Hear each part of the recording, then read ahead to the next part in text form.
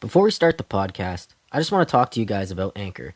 If you haven't heard about Anchor, it's the easiest way to make a podcast, and let me explain why. First of all, it's free, so you can get it anywhere, anytime, costs no money.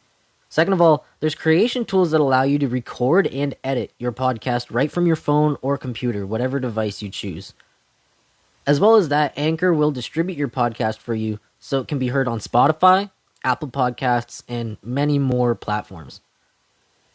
You can make money from your podcast too with no minimum listenership. That means a nobody podcast like mine can make money off of sponsorships. It's everything you need to make a podcast in one place.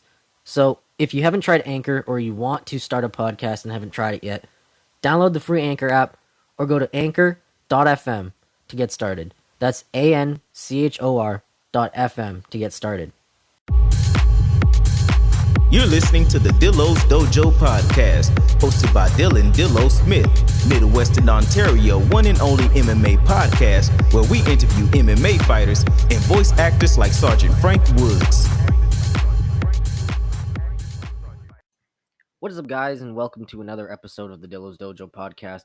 So we're going to be talking about some Dana White's Tuesday Night Contender Series, maybe today, but I wanted to just dedicate the first part of the podcast to something that's been going on MMA Twitter and something that I know I probably shouldn't be bringing up, but I feel like I should be bringing up. It's been like a drama thing for an entire week now, since last week's UFC event. At least it's been going on. So I'll just get into it, explain what's going on. But before I get into it, I just want to say I'm not one to get involved in this type of shit. I'll talk about MMA Twitter drama or whatever, but I'm not one to get involved in this type of shit. I'm not one to, make a call of action or anything like that. I sit back and I let these things happen usually, but this time it really got to me, this drama, and you'll see why in a second, and I'm gonna explain everything as it goes. This is gonna be a very long explanation, so bear with me. um if you want to listen to the first half of the podcast, that's okay, and you can listen to this. But if you want to get right into the UFC aspect, where I'll be talking about Covington versus Woodley last night, which was actually crazy, um then skip to, I think, around 30 minutes into the podcast. But just until then, we're going to be talking about this. So just to explain what's going on in the MMA Twitter community, I feel like I have to explain the characters. I feel like I have to explain the characters that are going on right now, like that are in this drama. So we'll start off with Booger Beard. He is a truck driver who, in his spare time, whenever he's taking breaks at like truck stops or whatever, he will record videos on his phone of him just comically yelling into the phone and saying that he's gonna knock a certain fighter out and then suck them off afterward. It's kind of like his brand, his shtick, his joke. It's called the KO fellatio, and everybody seemed to love it, even despite how stupid and vulgar the joke was. Even fighters enjoyed it, and fighters, actually bought these videos from him. They would actually, pay for these videos. And the best part was, he wasn't actually making money off of this. This wasn't his side hustle. He was putting this all to charity. It wasn't like they were going to him directly to pay for these things. From what I understand and what everybody has been stating, because this is how Booger Beard did his business, they would go to the Good Fight Foundation, which is Dustin Poirier's foundation, where um, he, he does a lot of things for, kids, over like down in Louisiana, for underprivileged kids and youth groups, that he will make playgrounds for, financially struggling schools, stuff like that. Just essentially, Dustin Poirier does a lot of charity work, and it's all good shit, right? So Booger Beard, through these videos. So the way to get these videos is you donate a certain amount to the Good Fight Foundation, send Booger Beard the receipt of your donation, and then Booger Beard will make the video for you. And recently, he was in talks with UFC fighter Chase Cooper for I believe, a charity grappling match. I can't remember if it was a light contact MMA fight or if it was a grappling match, but I know it was a charity match against Chase Hooper, and Chase Hooper was all in, and they were figuring things out, speaking back and forth. Chase Hooper was talking to his management and trying to figure out if he could do this or not. And he's just essentially, Booger Beard is a very good guy. You know, he's a really good guy. He's been very open with his mental health as well, how he's suffered with alcoholism in the past, how he's suffered with mental health issues and suicidal thoughts in the past. He's been very open about this in the past, and how right now, in the place he was before all of this happened, may I just remind you guys, that he was in a good place, and that's why he was donating to charity. He wanted to do some good. He was gaining this popularity on Twitter and using it for good, not for evil. He wasn't letting it get to his head. He was just being himself, essentially, making these stupid video jokes and just enjoy and entertaining Twitter. Essentially, it was what he was doing. He was doing nothing wrong. So that's our first character. He's our protagonist in the story. Or not the story, but the drama. He's our protagonist, the guy that you want to support. He didn't exactly do anything wrong here. The next guy who I'm gonna bring in is the guy who did everything wrong. So this guy is named Phil, the MMA dude, and he has a podcast himself. He co-hosts with somebody else, I don't know who, called the Split Decision Podcast, and he's well known on MMA Twitter for making very bad takes and just being an all-around super social justice warrior, but also being a hypocrite at the same time, and just being unapologetic about it.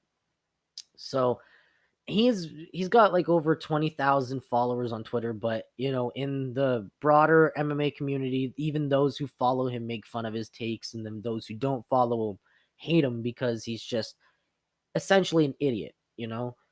And people have known him for years to be a snake as well. And I'm going to explain, later what the first set of drama that explains why this guy is a snake, and you'll understand in a bit.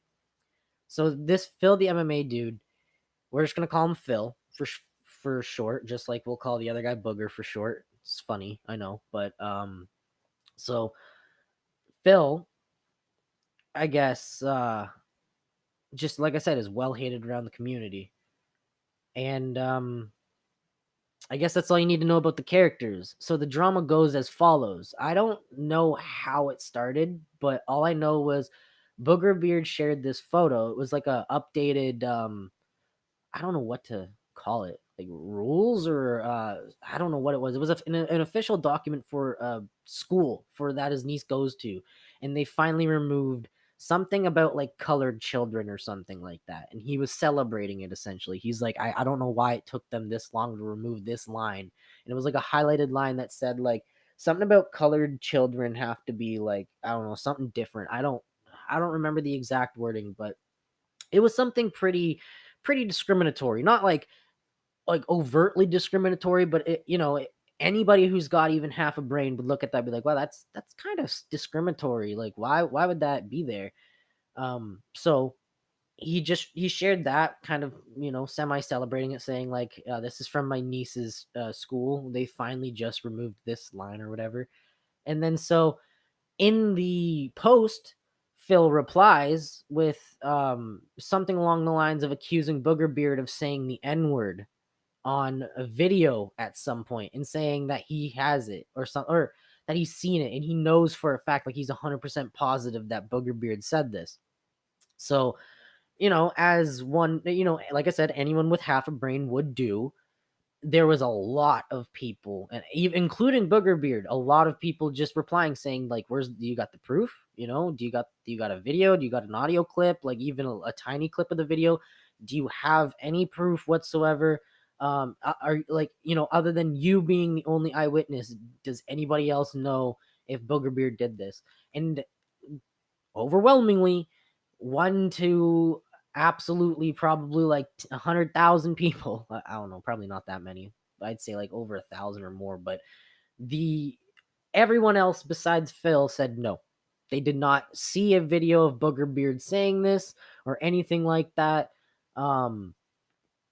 It was literally just Phil trying to cause a stir in the community. So this got out of hand real fast that day. In the next couple days, we had like a complete Twitter civil war going on where um, we had the popular group, uh, people like KGB or Notorious KGB, the aforementioned and one of the earlier podcasts, G Spot MMA, the person who called me an Amish boy, and I run with that now. So thank you for that. But yeah, her and Trouble and just the entire group of popular MMA kids, as we call them, because they literally act like teenagers.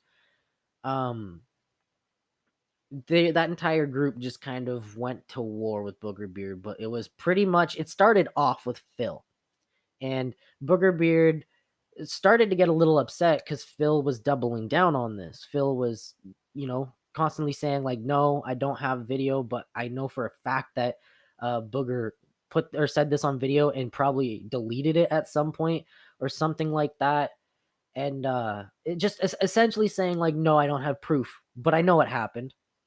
I don't have proof, but I know it happened." And he just kept doubling down with this, and he kept posting onto his public Twitter, trying to make himself out to be the victim because a lot of like not people like me or the group that I associate with, but uh, a couple of fans of Booger Beard or friends of Booger Beard actually started harassing Bill or not Bill Phil with DMs of threats and stuff and just insulting him, telling him to kill himself, just nasty stuff like that. I hate Phil. I think he's the most deplorable person in the world, but I don't think we should go and tell people to kill themselves. If we're joking with them, if they're our friends and, I mean, I don't do this much anymore, but when I was younger, I used to just laugh at my friend and be like KYS or something like that. If it's in that tense, fine. You're because you're clearly joking, but just because you dislike a person, unless they've done something heinous, like they raped someone and they're unapologetic about it, like there's video of them violently raping someone and they're unapologetic about it, then yeah, they should kill themselves. But um like just I know like even the shit that Phil did with accusing Booger Beard of racism and trying to ruin his reputation, that doesn't warrant anyone saying that he should kill himself. In my opinion anyway. I don't like the guy. I fucking hate him. He's an idiot as well, but I don't think that that warrants a kill yourself or death threats in any way whatsoever. Um anyway, so that was the whole beginning of the drama. It was just Phil accusing him of racism and doubling down on it. It got to the point where he uh he actually Phil went into Booger Beard's DMs and tried to tried to make things right, essentially tried to say, um I don't want any war, I don't want any drama, I just want to settle this. I know you did it, but if you just apologize and say and just agree that you did it and we just put this all behind us and I'll apologize too, essentially was what he was saying. And Booger Beard was like, no, no, there's nothing to talk about. There's nothing to discuss. There's nothing to apologize for. And I'm not going to admit I did something I didn't do, essentially that. And we only knew about this because Phil was threatening to release their DMs, and Booger Beard was like, "Fuck it, I'm gonna release the DMs since you're threatening to release them, so I'm gonna do it first." And he released all the DMs that they've had, and it really painted Phil in a really bad light. And Booger Beard was gonna take legal action because that's essentially defamation of his character. He's becoming a public a public figure where he's gonna try he's raising money for charity and stuff. That's defamation of his person, trying to call him a racist, trying to accuse him of doing something he's not on a public forum and doubling down on it. That's essentially defamation. I don't know how far that would go, but that's essentially defamation. um so that was the beginning of the drama. Like I said, just the beginning.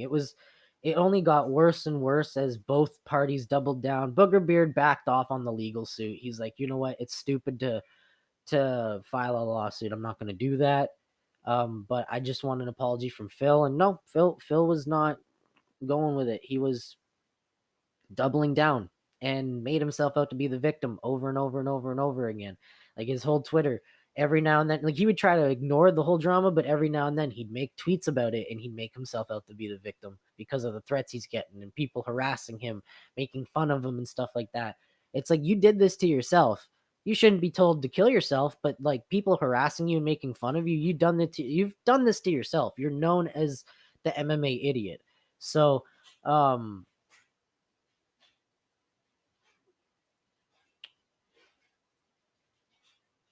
So that was just the beginning of the drama.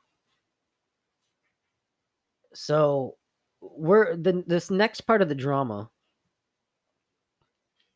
happened, I think, because it's Sunday as of me recording this. It happened, I want to say Thursday, Friday maybe. Thursday night, Friday morning, essentially. So I don't know what the fuck happened. I woke up to this Friday morning. I just looked in my group chats on MMA Twitter, and there was people just saying it's a shame that Booger Beard left. Like, it's sad that he was pushed to this. And then I start scrolling my timeline, and I'm seeing people share screenshots of Booger Beard's last tweet saying, like, just kind of essentially going into depth about his mental health and all the progress he's made on his mental health. And because people are constantly trying to accuse him of shit he hasn't done and trying to just essentially ruin his character, it's really brought him back to a dark place. And he's gonna, he's leaving Twitter so he can focus on his mental health, that type of shit. And pretty much just saying he's giving in to the people who were harassing him. And little did I know, it started probably sometime around Thursday night, where I don't know who it was, but there was people accusing Booger Beard of sexual harassment. And I'm not clear on what form of sexual harassment, but from what I understand, it's the popular kids of MMA Twitter, so G Spot, Phil, all of them, trying to push the narrative of Booger Beard's joking videos to the fact that he was actually sexually harassing videos, and he was sending these to kids essentially because they were for a kids charity. And I'm going to clear a couple of facts up. It's really stupid to think that way, and it's really upsetting to think that that way of thinking became such a mainstream thing and turned so many people against Booger. But allow me to just lay some facts out. One, no, Booger Beard did not sexually harass fighters. All he did was say jokingly he's going to knock them out and suck them off, do the KO fellatio. He says in his videos that he challenges them to a fight or something like that for charity. And as for, and may I just add that pretty much all the fighters that got videos from Booger, other than Chase and maybe a few others I don't remember, they all paid for those. They all paid for those through the Good Fight Foundation. So trying to play them off as sexual harassment is ridiculous because they wanted these videos. They weren't harassed or uncomfortable in any way receiving these videos. They thought it was fucking hilarious, right? But anyway, I almost got into my second point earlier. I'm about to now. 2, because it's a children's charity, and saying that these videos are going to the children is ridiculous. That is just my second point. I'm sure you can put 2 and 2 together, but I'll explain if you can't. No, the children are not seeing these videos. The fighters donating to these charities are seeing the videos. The children get the stuff from the charity. So whatever the charity pays for with the money, the playground, extra school equipment, whatever, breakfast club at the fucking school that's like underfunded, I don't know. I don't know what they plan with that money, but saying that children see these videos is absolutely ridiculous. The only children seeing these videos are people who follow him on Twitter. And if that's the case, if you're like, okay, let me put this way. You have to be like 13 or older to be on Twitter.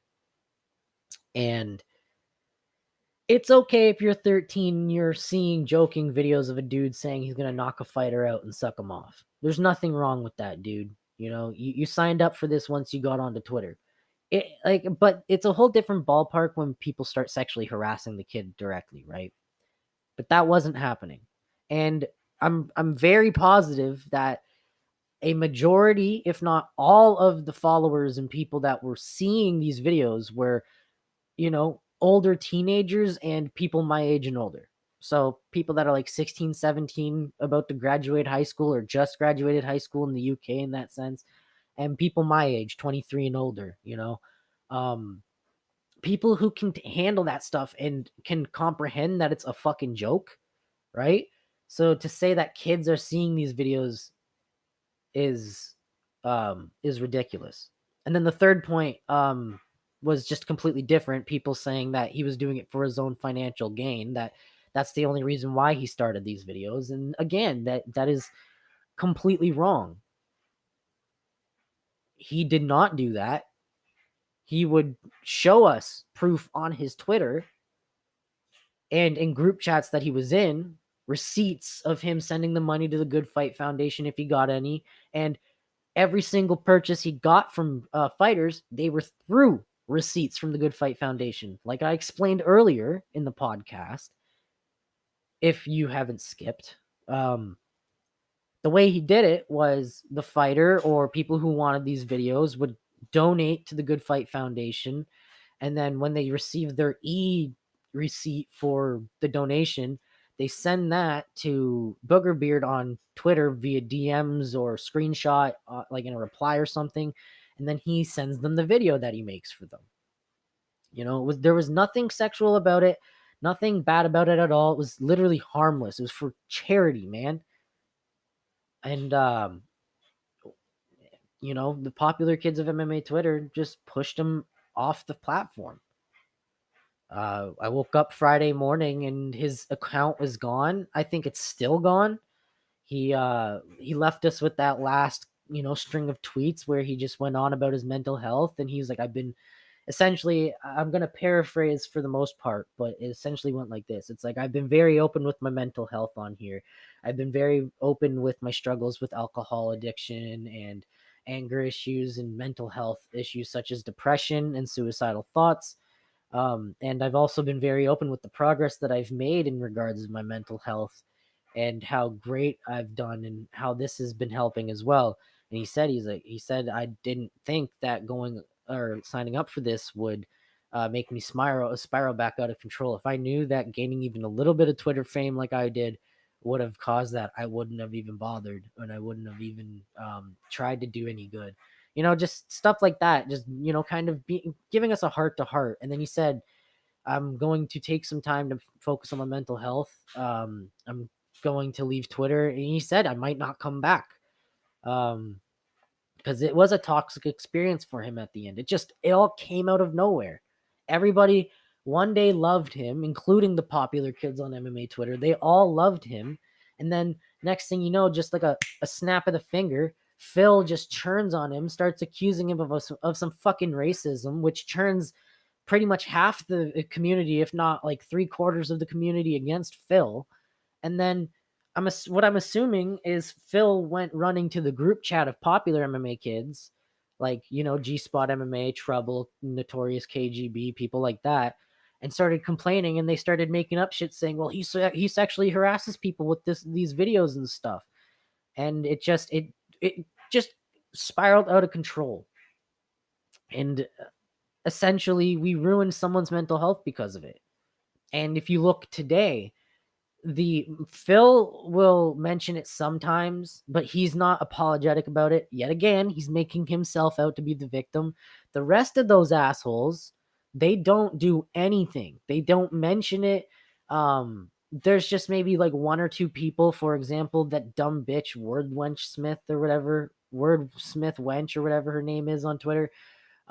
She really reached and dug deep trying to say that Booger Beard was sexually harassing everyone with these videos, and it's good that these vulgar videos are gone now. And it's just the most ridiculous fucking shit ever.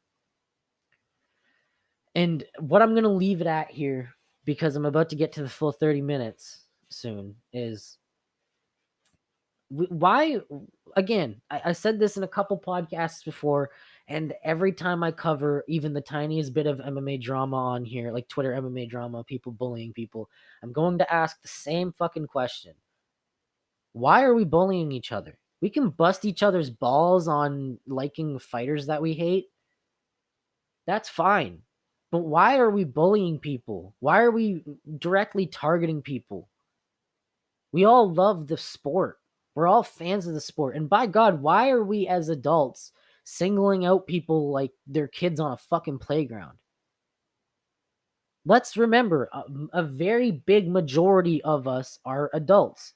It's not as rare anymore, but it's still uncommon to run into, a guy or a girl who's under the age of 18.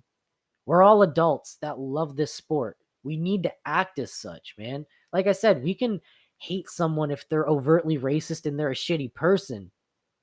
But why are we just directly bullying people because we're jealous of their clout? Because change my mind.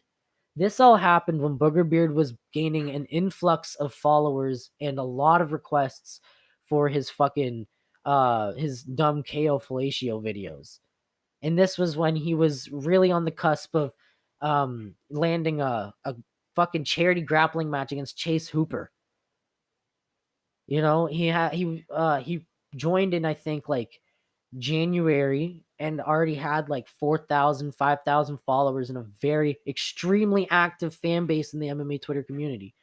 And like I said, and then all of a sudden Phil just explodes and starts accusing him of racism. And then when that didn't work and it turned the community against him, he ran back to his popular friend group and they all started accusing him of sexual harassment, trying to twist his videos that he'd make for these fighters that bought them through charity as sexual harassment. You know, even if you considered the videos that he sent randomly to fighters to get them to donate to the charity or to, get a grappling match going, like with Chase Hooper, even if you considered that sexual harassment, the fighters that he sent them to, they all enjoyed it. They all humored him. Chase, like I said, Chase Hooper was all down for a grappling match. The fighters that he convinced to donate to charity donated to the charity. Wow. Holy shit. The people that he would randomly reply to donated to charity because he would always mention that after saying he's going to knock them out and suck them off, shit like that. It's just it's upsetting what they tried to do, despite being essentially what they try to be is the role models of MMA Twitter. We're the good Samaritans, the social justice warriors, the people that'll protect the little guy and stick up for what's right. They try to be those guys, but they're just bullies. They're just bullies. So if you're on MMA Twitter and you end up seeing G from Woe TV or G Spot MMA, maybe not so much Notorious KGB, Trouble, Wordsmith Wench, Phil the MMA dude, just, nudge them a little bit, poke at them, make fun of them for being shitty people and bullies deep down, because they really are bullies. But please don't take it to a level where you're going to tell them to kill themselves and threaten their family and dox them. That shit's fucked, man. This is the internet. Why are we taking it that far? That's where I'm going to leave it off at. We like I said, we all love this sport. We can hate on people who are overtly racist and genuinely try to troll and be shitty people, but why are we getting jealous of other people's success, and why are we trying to bring other people down when they haven't done anything wrong? We're all fans of this sport. We should all just debate and talk amongst each other like we're fans of the sport. Share differing opinions about fighters. There ain't many of us actual hardcore fans out there. It's all casual assholes, man. So why are we making everyone hate us on the outside, and why are we making each other hate each other? Why are we causing a civil war? What I'm going to leave it at is Stop bullying people. Everyone just try to get along unless you really are a shitty, homophobic, or just xenophobic, racist person. Just try to get along. We're all fans of the same sport. We all enjoy it. We've all been fans of the sport way before it became mainstream. So let's just share that and try to get along, at least in the slightest bit. Let's not bully each other, too, man. Let's remember a vast majority of us on here are adults. So let's start acting like that, man. Let's start acting like adults. For the kids that are on this app, looking up to us on MMA Twitter, let's kind of set a tiny bit of an example for them because we're adults. Don't forget that. We need to act like adults. Remember that this is coming from a 23-year-old kid, right? So just remember that. Let's all be adults. Anyway, I'll catch you guys in the second half of the podcast where we cover, UFC Covington versus Woodley. It was a fun card. Some crazy shit happened. My $25 bet that was going to be $100 ended up being a bust, but we'll get into that. So I'll see you guys in a bit. All right, we're back, and we're going to be reviewing UFC Covington versus Woodley now. The whole second half of the podcast, I'm dedicating it to that because I got a lot to talk about possibly after I'm done, going through all the fights and everything that happened on the main card. But let's get to the main card, the big, meat and potatoes of the event, the actual reason why we watched it. So we'll start off. The main card opened up with a middleweight matchup between Kevin Holland and Darren Stewart. And this was a very close matchup. We had two incredible guys looking to prove themselves in this division in the UFC, and they both brought it. It wasn't a fireworks fight, but it was a really contested fight. A lot of on the feet, a lot of striking, a lot of against the cage clinching for both sides as well. It wasn't just a one-sided fight, as I said before. It was competitive. It was more so tactical than anything. There was a little bit of wrestling as well. I believe near the end there, Kevin Holland had a ground and pound position. So it was just a showcase of pretty much everything that you want to see within the game. And it was just a very competitive fight. And the fight ended up being a 29-28 split decision victory for Kevin Holland. Some people thought Darren Stewart won the fight. I thought Kevin Holland won the fight, but it was a really competitive fight. Very tactical, very kind of slow paced, mostly on the feet though. It was pretty much contested fully on the feet with mostly clinch and a little bit of striking happening, but it was mostly clinching against the cage for both parties for the whole entire fight. So the first starting of the main card wasn't that incredible. It was just more of a competitive fight, one that was getting the fans reeling, getting the judges' heads reeling, that type of thing. But the second fight of the card was a women's strawweight bout between Mackenzie Dern and Randa Marcos. I love Randa Marcos. She always brings it. She's always ready to just brawl and fight and, put her blood, sweat, and tears out there. But I also like Mackenzie Dern because Mackenzie Dern is just thick. Also, recently she's had a baby, and I think it was like 5 months ago she had this baby, and within 5 months or 6 months now, she's back to fighting. I think like a month or two ago she won another fight as well in her debut back from having the baby. So just a lot of people are high on her, not only because she's thick and hot, but because of that feat, how she had a baby, came back so quickly, and is on a 2-fight win streak now. Going into this fight, I kind of thought Randa Marcos was going to win it by like decision or something. I shouldn't have slept on Mackenzie Dern because, like I said, Randa Marcos came out swinging. She was, trying her feet work, and Mackenzie Dern was willing to stand with her for a bit. But once it got to the ground, it was a little bit competitive once it got to the ground. But Mackenzie Dern managed to kind of land an armbar, and it didn't immediately stick. I don't know how to say it. The armbar didn't immediately stick, I guess. The armbar, she had to fight for it. And that's the thing I like about the girls when they fight, is when a submission is in, unless it's like a choke, If it's like a limb submission, leg lock, or like a knee bar, an arm submission, something like that, they are so goddamn flexible that they could get out of it in the worst positions. A position that would snap a guy's arm or a guy would be tapping already. They are sitting there fucking like gyrating up and down, fucking swinging around, trying to roll out of it in the most weird ways. And it's like, how are you able to bend that way without your shoulder popping out or something? It's some crazy shit. And that's one of the biggest reasons why I like watching them, is because they're always fast paced. And when it's on the ground, it's always interesting because they're always going for submissions. And when they do go for submissions, the people that they're trying to submit sometimes get out. Well, not sometimes, but most of the time get out in some of the most retarded positions. Like, it's like, wow, that I can't believe that just happened. So, it almost ended up like that. Random Marcos, she is a black belt in Brazilian Jiu-Jitsu, I believe. She almost rolled out a couple times. She was fighting it for a good while. And Mackenzie Dern did this really interesting little technique with her armbar. Most people, they lean back and they extend while they're pulling on the armbar, push, like they pull it against their chest and extend as they're kind of like arching their back. So they're trying to bend the arm and bend it a wrong way, like at the elbow. And Mackenzie Dern did it with putting the arm under her armpit and then pushing down and just kind of like, kind of pushing it down to the canvas in an uncomfortable way.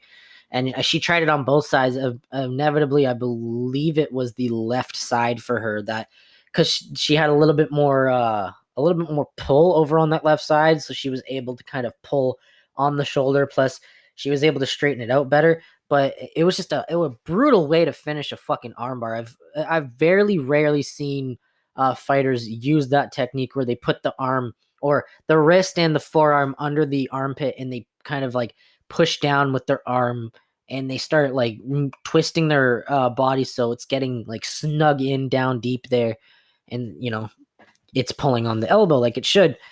It was a very interesting armbar, honestly, and it was quick too. It only lasted maybe like 3 minutes. I think most of that time was actually on the ground. If I remember correctly from last night, it was mostly all on the ground. Um, I think a big chunk of the ground time too was spent on Mackenzie Dern trying to get that armbar and Random Marcos fighting it off. But like I said, because I think it was Mackenzie Dern was against the fence, she couldn't exactly do much to extend back and arch her back unless she was able to kind of like scramble Random Marcos away where like Random Marcos's head's touching the cage, but her arm that's being pulled is away from the cage. So, Mackenzie Dern could arch. But yeah, no, instead she what's it called? What's the word I'm thinking or I'm trying to think of? She adapted and put it under her armpit and adapted to the situation at hand where she's against the cage, so she's gotta make do what she's got. And she did. Got the submission, so good on her. She's now 9-1 in the UFC, and I believe she's skyrocketed farther up in the top 15 now. I believe you'll probably see her probably around maybe number 13. Number 12 come Wednesday when they release the rankings, I believe is when they do that. So you'll probably see that. But I don't know. I thought that was a neat little armbar that she got, honestly. I was really happy to see that. I mean, like I said, I wanted Ronda Marcos to win, but like just I didn't think she was gonna get that armbar, and then she adapted, and it was a really interesting way to see her lock down that armbar. So I don't know. I'm a guy who's a sucker for submissions. I think I love jujitsu. It's very interesting to me, the submissions that people do, the scrambles that they manage. Like it's just incredible. It's one of the biggest things I want to learn is Brazilian jiu-jitsu. So I love watching that shit. But the next fight after that was Johnny Walker, I believe, making his return since he got knocked out by Corey Anderson at UFC 244, if I remember correctly. I could be wrong. He could have had a fight before that, but I think that was his first fight back. But it was a crazy fight. It only lasted one round, and it only lasted under 3 minutes. But in under those 3 minutes, Johnny Walker almost got finished twice. And then he went on to finish Ryan Spann. And all of it ended up against the cage. I think the first time that Johnny Walker almost got finished, it was Johnny Walker backing up against the cage, and Ryan Spann hit him with a right hand or something, and it stumbled Johnny Walker back a bit. But he got back up to his feet, and then it was up against the cage where Johnny Walker was trying to go for a takedown or something, and Ryan Spann started laying down hammer fists hard, and it looked like Johnny Walker was finished. Nope, he was good. He came back up, played through it, switched it around, and ended up being against the cage. And Ryan Spann tried to take him down, and then Johnny Walker just started hitting him with these elbows, man. Because I think they ended up going to the ground where Johnny Walker was on his knees, and Ryan Spann was still attacking the legs, trying to like sit him down against the cage, like a fence sitting position. And Johnny Walker just kept hitting him with these elbows and these hammer fists behind the ear. There was a little bit of controversy at first until the replay was shown.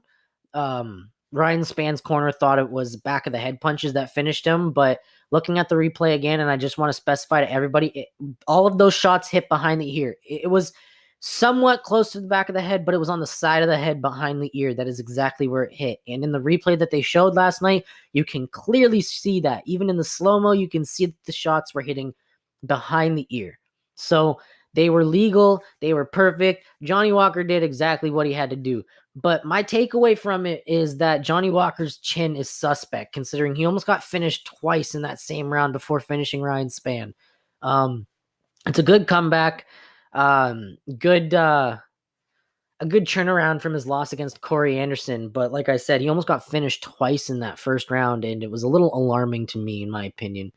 But I was excited to see Johnny Walker get the win, and it was a nice true to form Johnny Walker. You know, he got the first round knockout, pure violence in its purest form, you know, against the cage, trying to go for that takedown. He was getting hit with those fucking shots, and he was almost wiggling to the ground, you know, almost going limp, but he fought it, got back up to his feet, got the underhooks, and then he got reversed, and Ryan Spann started to go for the takedowns, got him to his knees, and was trying to get him into that fence position, and Johnny Walker adapted and just started hitting him with these brutal shots. But that's the thing, when you're trying to get somebody in the fence position and there's no way to fight your arms, and let's say your head's not properly protected, you're open for those elbows. So, hey man, fair shots. And good on Johnny Walker for getting that W.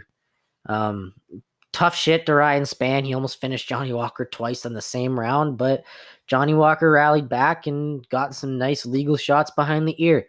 I'm going to repeat again. Nice legal shots behind the ear. But that brings us into the next fight, and the next fight just brings me nothing but sadness. I want Chimaev to do great things. I want Khamzat Chimaev to do amazing things in the UFC, but his hype train has made me a little irritated, and I was really expecting GM3 to just derail it.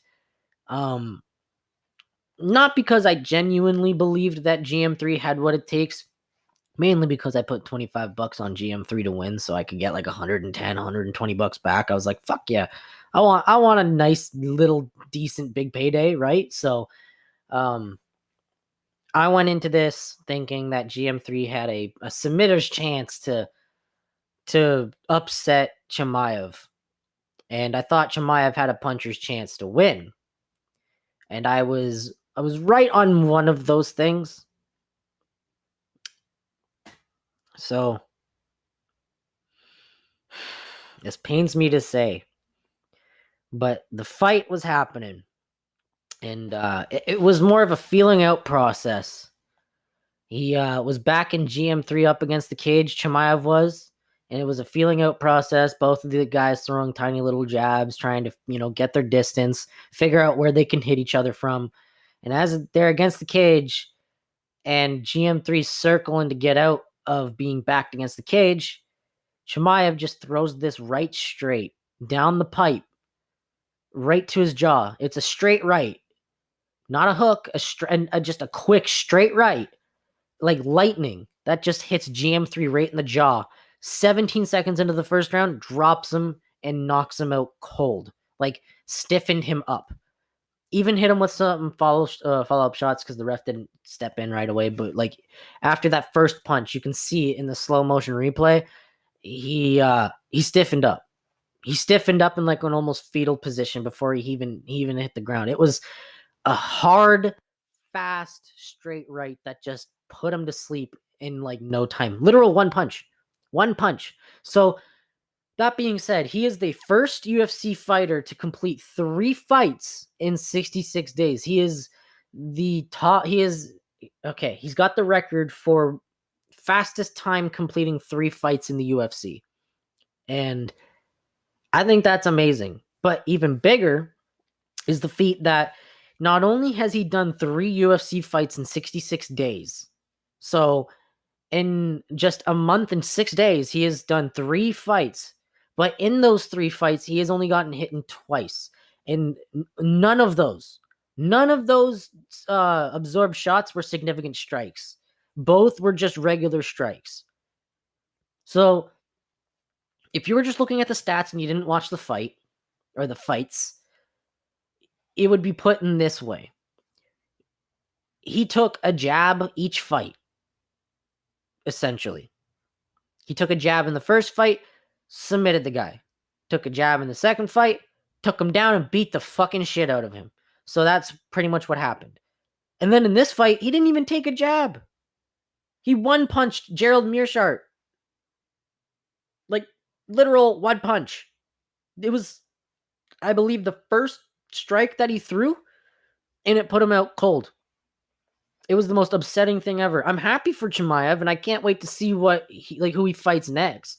A lot of people are saying Damian Maia. I don't want to see that fight. I don't want Chimaev to kill Damian Maia. Damian Maia can definitely, without a doubt, probably out-grapple Chimaev and submit him. But now that I've seen that Chimaev has that type of knockout power, it's scaring me because I think because Damian Maia is getting older. And when you get older, your chin becomes suspect if your chin wasn't suspect before. And it's just easier to knock an old man out usually. I just don't want to see Damian Maia get flatlined like that, like at all. I saw some good fights to make on Twitter, and one of them actually got my eye. I think instead of throwing him in against Damian Maia next in October, he should throw him against Vincent Luque or Vicente Luque. Those two would put on an absolute clinic.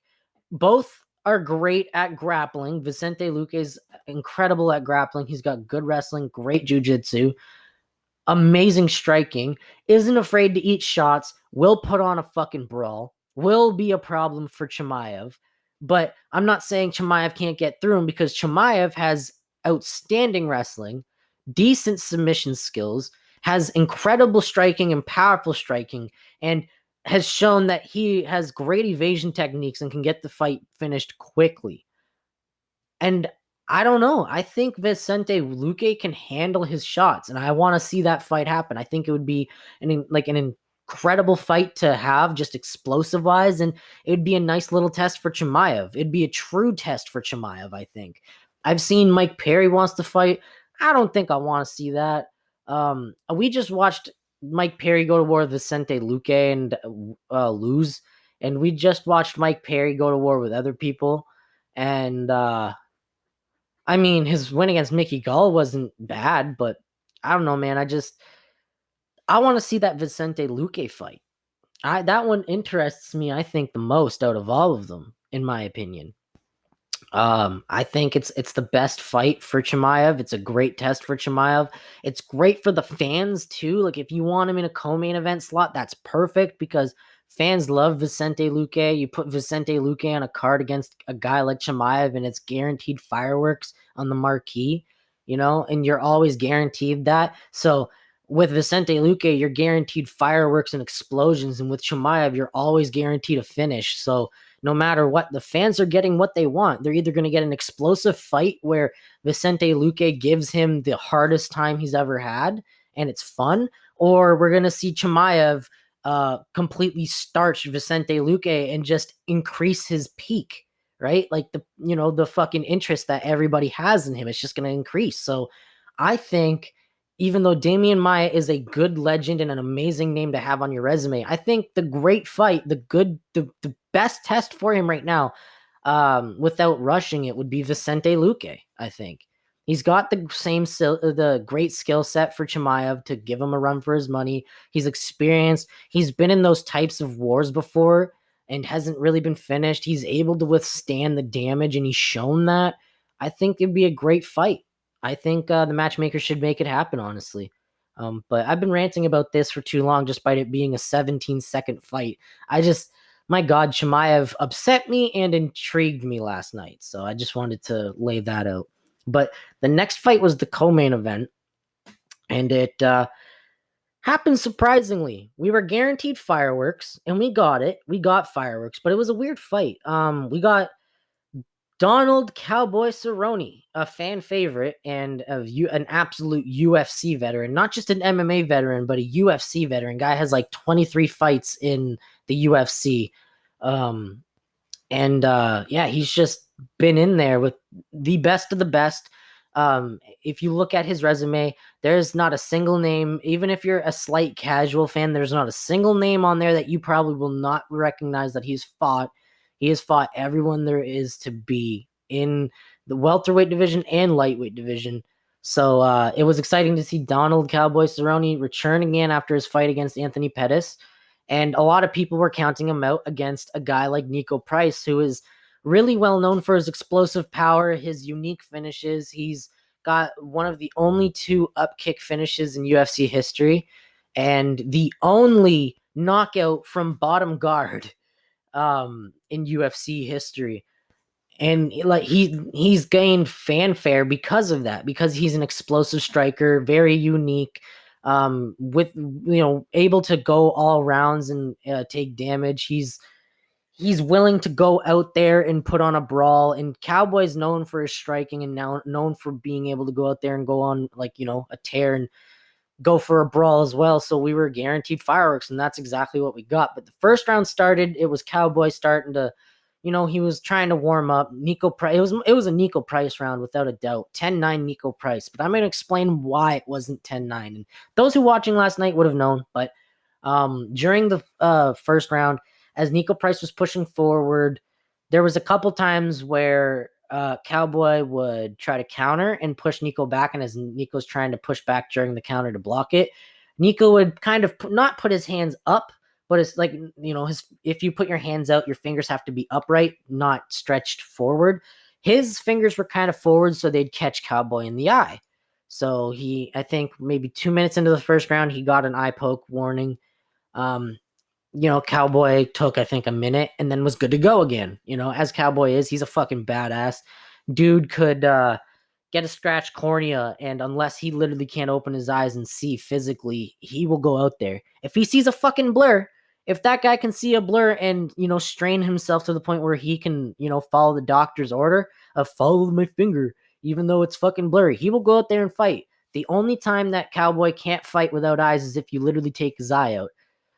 So first eye poke happened. The minute was taken.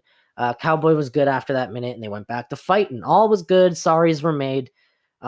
We got our fight. So as it was continuing, again, it was Cowboy pushing forward near the end of the first round this time. Again, Nico hit him again with another eye poke in the first round. So Jason Herzog, obviously unintentional, Jason Herzog had to deduct a point. So at the end of the round, despite it being Nico's round, because Nico pushed the pace, landed a vast majority of the striking, controlled the octagon, was pushing forward mostly the whole time. It was supposed to be a 10-9 round, but because he got that point deduction, it was 9-9. Then in the second round, Cowboy just came out, man. He just started to look better and better. It was like he was really starting to warm up. It was a close round, but personally, I think it would go to Cowboy, because he was controlling most of the octagon. He landed a couple takedowns, and he landed more of the strikes in that round. And even though the octagon control was very contested, because like I said, they were pushing each other both back and forth against the cage, they were more going for a knockout each. So they were both striking, pushing each other back, and it was like a contested octagon control. It was harder to score, but because I felt like Cerrone did more damage in that round and pushed a little bit forward more, he won that round. So it ended up being a 10-9 Cerrone round.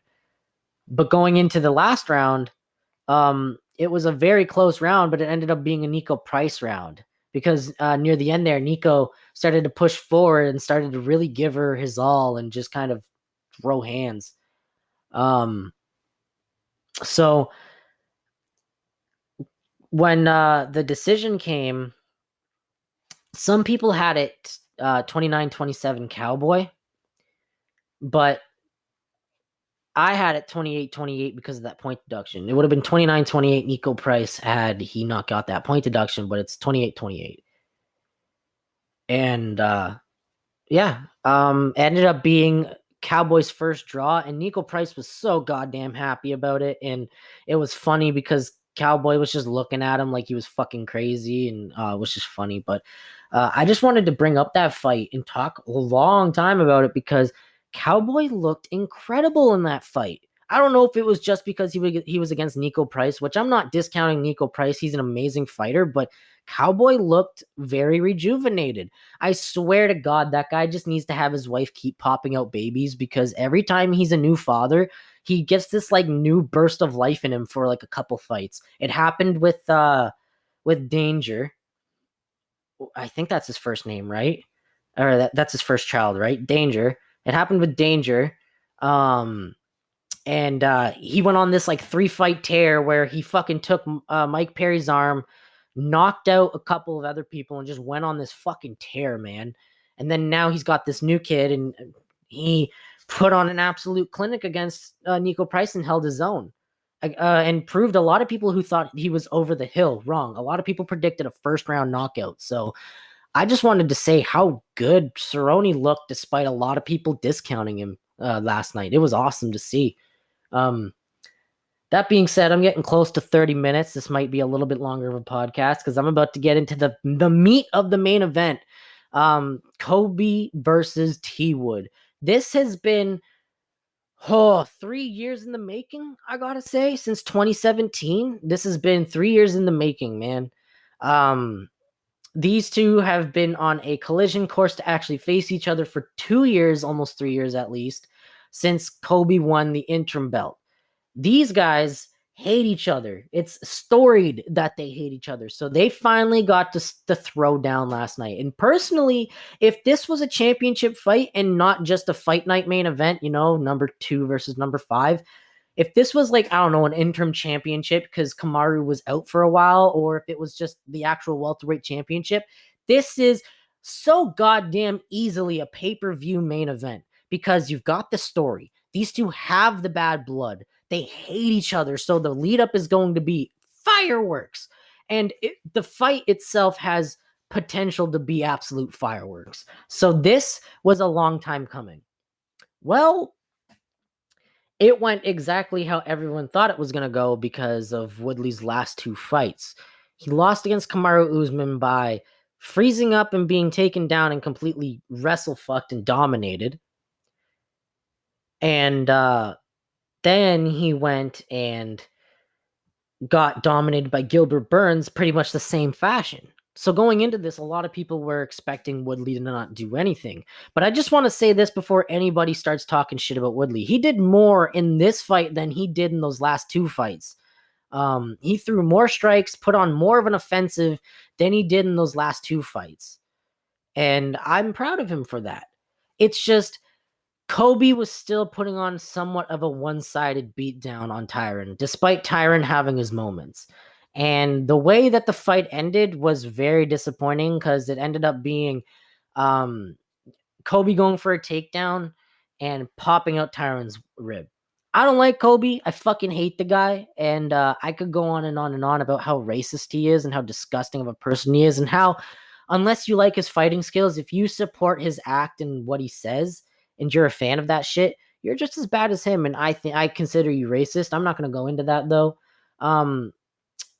I don't care what you say. You guys can make the excuse for Woodley saying, oh, well, Woodley broke his own rib. No. Kobe broke his rib. Kobe used that takedown, used his weight, and popped his rib in or out, whatever you want to say. That is my belief. I don't like Kobe. I didn't want Kobe to win last night. I thought Kobe was going to win last night, but I really wanted to see T Wood starch him. But Kobe broke his rib. Just as, Kobe would have continued fighting had he not broken his jaw. Yeah, but who broke his jaw? Kamaru, right? Like, you can't sit there and say that, oh, he would have kept fighting had he not got that injury. That injury was caused by something. Same with Sean O'Malley. Sean O'Malley could have kept fighting had that, somewhat, I guess, quote unquote, injury to his perennial nerve was done to himself, but it was done by Chito Vera, by a nicely placed leg kick that caused it to happen. So no matter what, I hated the way it happened. It shouldn't have happened via injury, but it's settled now. And honestly, this begs the question, what's next for Tyron? Should he just leave the game and, chill with his, millions, or should he kind of take a step back and rejuvenate himself a bit more? Take a fight in the top 10 instead of the top 5 or top 15. Try to get back in the win column. I don't know. But I don't know what to say about this, honestly. But yeah. So I guess all that's left to say is that leaves it for the main event. What's next for Kobe? Is it Jorge or is it Kamaru Usman? Personally, I'd like to see him against Leon Edwards. That would be a nice little fight. And it would get Leon Edwards back into the conversation. And if he beat Kobe Covington or put on a good performance against Kobe Covington, it would definitely bring some eyes onto his name. Because, like I said, Leon Edwards isn't much of a head churner. Kobe is, right? So as much as I don't like Kobe, he's in a good spot to call anybody out right now besides the champion. And he could leverage it because he's the one that they want. Even though he's not the champion in the welterweight division, he's the big name that'll get all the eyes on him because people hate him or people love his stupid fucking act. I hate him, right? And it's like I said, no matter what, hate or love this guy, it's going to bring eyes onto the event. And if you're associated with this guy and you get into a war of words with him, or you end up getting into a buildup with him, it helps your name. So what's next for Tyron and what's next for Covington? Like I said, I think what's next for Tyron is a top 10 fight, top 15 fight to get back into that win column. Because I think he's probably gonna drop down to like rank 6 or 7 now. He's definitely out of the top 5 after suffering a third loss in a row. I think he should just try to get back in the win column. Stop trying to focus so much on the race back to the title and focus on getting a win and getting back into his groove so then he can get back into the title picture. That's what I think. And for Kobe, I would like to see him against Masvidal, honestly. That'd be a nice little build-up for like a pay-per-view or even a big fight night. Maybe Leon Edwards. That would definitely be beneficial for Leon Edwards. Maybe a potential rematch with Kamaru, but obviously first I want to see Kamaru versus Gilbert. I want to see how that goes. If Gilbert upsets him, that would be awesome, right? So there's a lot to talk about. There's a lot to, there's a lot of fights to make after this one, especially between the co-main event and the main event. Like, I want to see Cerrone versus Price again. Make it a 5-rounder. Make it a 5-rounder fight night. That'd be awesome. I would love to see that. It would bring fans, and it would be an absolutely explosive fight. It would be great to watch. So make that happen. Secondly, make Chimaev versus Vicente Luque happen, because that would be a great fight for Vicente Luque, a great challenge for Chimaev, an amazing challenge for Chimaev. And no matter who wins, it's a great name on the resume, because if Vicente wins, Vicente gets into the conversation in maybe the top 10, top 15, because he just derailed a hype train that has been murdering people, right? So that's a great name to have on his resume. But if Chimaev runs through Vicente too, then he just beat the guy who beat Mike Perry and, other people like Brian Barberena and shit. So, like I said, it's beneficial for both parties. there's a lot of fights to make after this event, honestly, and I'm excited to see what's next. But that leaves it for this episode. This episode was a tiny bit longer. I had to go on to I don't know, an extra like 5 minutes maybe this will be on Anchor, just because I had to continue talking about the Covington main event. But that's it for episode 8. I hope you guys enjoyed watching, or not watching, but listening. Sorry. I hope you guys enjoyed listening. I hope you guys listen to the rest of these episodes and just keep listening to my catalog. Follow me on Spotify. Follow me on Anchor. Check out Anchor. And definitely tune in next week, because we got something big for you guys. First half of next week's podcast is going to be an interview with Leo Kuntz, former UFC and Road FC veteran.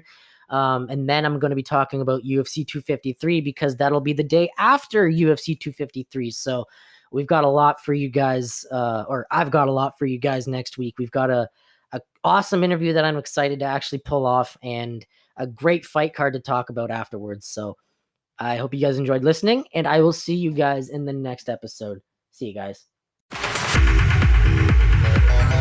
You've been listening to the Dillo's Dojo podcast. Keep in touch with Dillo on his social media at Dillo Ross on Twitter and Dillo Ross on Instagram.